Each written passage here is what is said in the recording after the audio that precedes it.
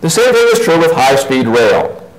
Obama's high-speed rail plan mostly calls for 110-mile-an-hour trains, but even while the trains are going to be truly high-speed, 150, 200 miles an hour, it's going to be very expensive per rider or per passenger mile. In intercity traffic, airline travel averages about 13 cents a passenger mile. That's what the airfares you pay, 13 cents a passenger mile. There are subsidies to airlines. They're mainly to little out-of-the-way airports, not to big airports like this one, and not to air traffic control, but those subsidies add up to less than a penny a passenger mile. Bus travel, auto travel, again, about the same per passenger mile. Amtrak was 60 cents a passenger mile, 4 times as expensive as flying, and half of that is subsidized. High-speed rail is going to be even more expensive, and probably more than half of that will be subsidized. Even with the subsidies, high-speed rail fares are going to be high. I recently had to go from New York to Washington, D.C., and I had a choice of Amtrak, which wanted $155 to ride their high-speed Acela, versus Megabus, one of 11 bus companies in the Boston to Washington corridor, and they wanted all of $15.50 to take me the same distance. It took 80 minutes longer, so I saved more than $1 a minute, and they had free Wi-Fi on board their buses, so I didn't really miss those 80 minutes. One of the problems with high-speed rail, which is also a problem with light rail, is once you get started building it, you can't stop because you create a political lobby. The contractors who build it are going to lobby for more money to build more and more and more. We could already see this with Obama's high-speed rail proposal. His original proposal, published in February 2009, showed about 8,000 miles of high-speed rail routes, the red lines on this map. The gray lines are existing low-speed Amtrak corridors. So the 8,000 miles of routes, by 2010, they had revised the map to include more than 12,000 miles of routes, including the critical Cheyenne to El Paso route, and not to mention the vital Minneapolis to Duluth route. Now why do they need to go to Duluth? Maybe it's because the chairman of the House Transportation Committee represents Duluth. And that's the point, is that high-speed rail is going to become a political football. We're going to subsidize every single mile of construction, every single penny of construction, and the fares are going to be, at least half the operating costs will be subsidized because the fares aren't going to come close to covering those costs. Now, Obama says we have to build high-speed rail, and LaHood says we have to build light rail because it's more energy efficient and greenhouse friendly. But in fact, that might have been true 40 years ago when cars were gas hogs and transit was still relatively energy efficient. But since then, cars have gotten a lot more energy efficient, and we've extended transit lines out to every single suburb where every single house has 3 cars in the garage, and nobody rides transit. So the average transit vehicle in this country operates 5/6 empty. So next time you get into your 5-passenger SUV and you feel guilty that you're the only occupant of that SUV, you can rest assured that your car will always have a higher occupancy rate than the average occupancy rate of any transit system in this country. So today, transit and automobiles are about tied for energy consumption per passenger mile, but over the next 15 years, automobiles are going to become far more energy efficient. By 2025, the average car on the road will consume less energy than any high-speed train or any transit system per passenger mile. And so that means that trains are going to be the brown form of transportation and cars are going to be the green form of transportation.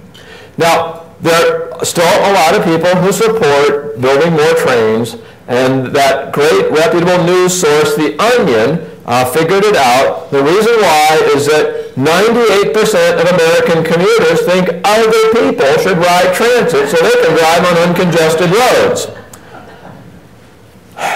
Now, that's how Secretary LaHood wants to lure you out of the car by having an expensive train that might go, in the case of light rail, 20 miles an hour on average. In the case of high-speed rail, might go on average 65 or 70 miles an hour. But how is he going to coerce you out of your car? He has recently issued orders for metropolitan areas around the country to write in their 5-year transportation plans, land use plans that are aimed at transforming the character of the city to make it more transit friendly.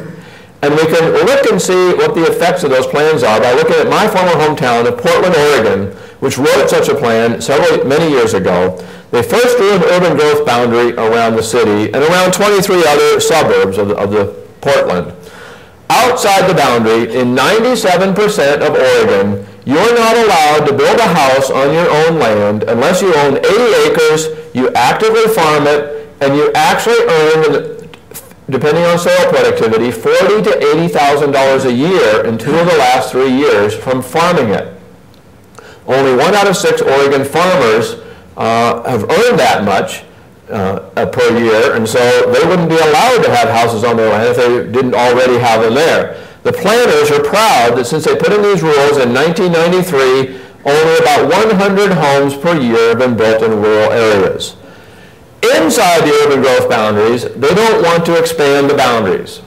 Instead, they want to densify the neighborhoods. As Steve told you, they've gone into dozens of neighborhoods, rezoned them for high-density development, and that means if your neighbor has a rental property, they can put an apartment in the backyard.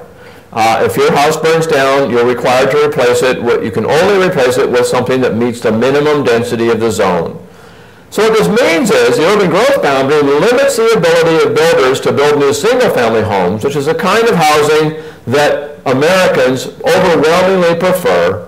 And with the densified neighborhoods, we're actually losing single-family homes as they're slowly being turned into apartments. This is a house in Houston that sold in 2006 at the peak of the bubble for $150,000. It's a 4-bedroom, 2.5 bath, 2,300 square foot house on a 1/4 acre lot. And that same house in Portland, when you add these smart growth rules, would cost you at least $380,000 in 2006. Today the price has fallen to about $320,000. Other smart growth communities like Boulder, Colorado, it would cost you $600,000. In the San Francisco Bay Area, well over $1 million. So smart growth makes housing unaffordable. That's part of the plan. It will force people to live in multifamily housing because they won't be able to afford the single-family homes. There's also a claim that if we build rail transit, that we're going to get urban redevelopment, revitalization. And the New York Times actually had an article about how new rail lines spur an urban revival. And they gave 3 examples, 2 of which did not even have any rail lines. The one thing the 3 examples had in common was not rail transit, but subsidies. Here's the example they gave that did have a rail line. It's Carrollton, Texas. It's a suburb of Dallas. They built this light rail line to Carrollton, and then they got this $38 million shopping mall. Well, what the New York Times never mentioned was that they gave the shopping mall $13 million in subsidies using tax increment financing, including this parking garage. Now, if the rail transit was so great, why do they need a parking garage to get people to the shopping mall? Well, the mall owners, of course, retailers know that parking drives retail. Rail transit does not. And so it was the subsidies, not the transit, that spurred an economic revival.